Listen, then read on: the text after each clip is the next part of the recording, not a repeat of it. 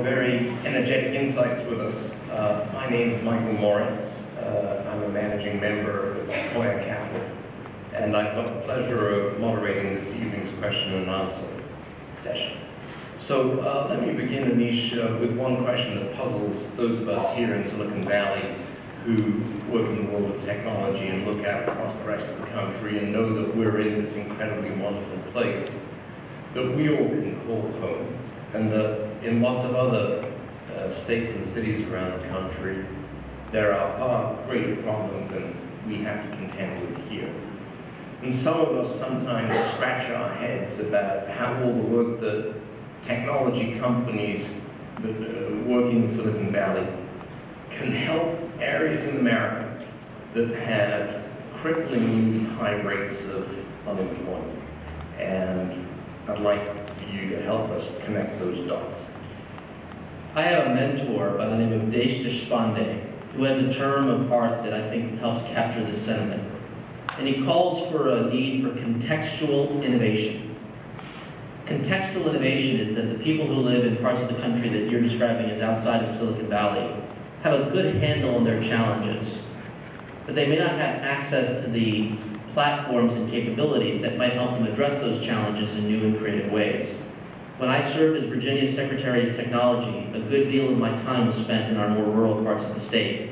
And as I shared earlier today, I was with a group of folks at Twitter and Facebook and a bunch of places to talk about platforms. And I remember the owner of a small business called the Pink Pony said that his sales of t-shirts had gone up dramatically because he had learned to build a Facebook page and presence that allowed people who have been of and are from the eastern shore of Virginia to connect back to their roots, and he opened up a channel for new business opportunities. So while the folks that I met with today may not have had a direct hand in selling a software package to the owners of the Pink Pony, by enabling this kind of innovation, that young man's business is more successful today than it would have been.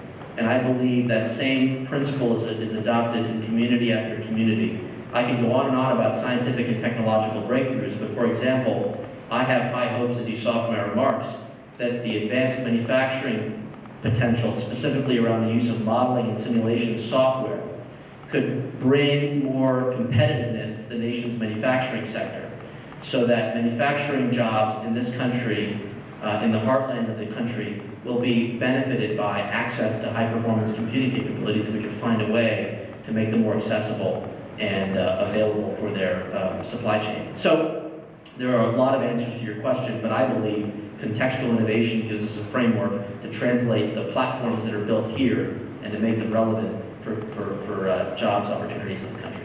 Thank you. So there are a lot of questions here from the audience, and I will begin to throw some of them your way. Here's question one.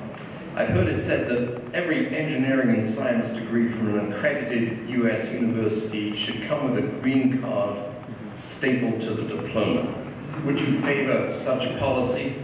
And if so, would you promise all of us you'll lobby for it when you go back to Washington? Thank you very much. Yes. Let me make this observation about immigration. The president has heard that sentiment directly.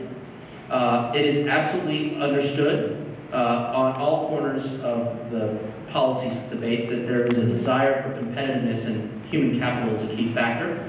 The challenge has been, thus far, we are committed to a comprehensive approach to immigration reform, and that, as you might imagine with all other policy matters, requires coalition building and a whole series of activities so that principles like you've outlined are clearly important, but are necessary to have a larger coalition to address the challenges of immigration that this president is committed to addressing.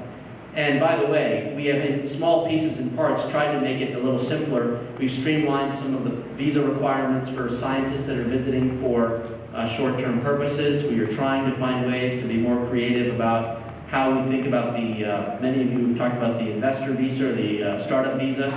We've opened up a dialogue about how we might do that and what we can do administratively within the legal constraints. So we're going to work at this issue, small and big. But the president's commitment is to getting the immigration system right, and that's critical for the prospects of our economy. And that last sentence, I think, would be echoed by everybody here who fears that every single day costs us an opportunity